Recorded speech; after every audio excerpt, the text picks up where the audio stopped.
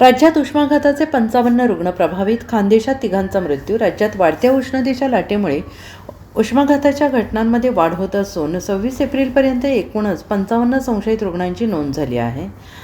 धुळे जिल्ह्यात 45 तापमानाची नोंद झाली असून तीव्र उन्हामुळे दोघांचा चक्कर येऊन मृत्यू झाला आहे. जळगावमध्ये सोमवारी वृद्धाचा तीव्र उन्हामुळे मृत्यू झाला असतानाच मंगळवारी धुळे जिल्ह्यात दोघांचा मृत्यू झाला. एकूणच यंदाच्या उन्हाळ्यात खानदेशात तीव्र उन्हामुळे तिघांचा मृत्यू झाला आहे. वाढत्या तापमानामुळे या आरोग्य यंत्रणा सतर्क झाली असून नागरिकांनी आवश्यक ती खबरदारी घेण्याचे आवाहन करण्यात आलेलं आहे.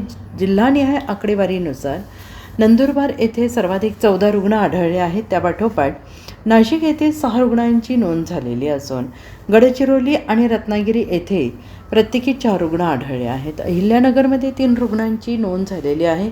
बुलढाणा, चंद्रपूर, धुळे, गोंदिया, जालना, पालघर, पुणे आणि रायगड या जिल्ह्यांमध्ये प्रत्येकी 2 रुग्ण आढळले आहेत. अकोला, अमरावती, भंडारा, जळगाव, परभणी, सिंधुदुर्ग, सोलापूर, ठाणे येथे प्रत्येकी 1 रुग्ण नोंदवण्यात आलेला आहे. मुंबई, कोल्हापूर, सांगली, सातारा येथे एकही रुग्ण आढळलेला नाही. ठाणे येथे कमाल तापमान 46.9 एवढं नोंदवण्यात आलेलं आहे. Bureau report, SBN Marathi, Mumbai.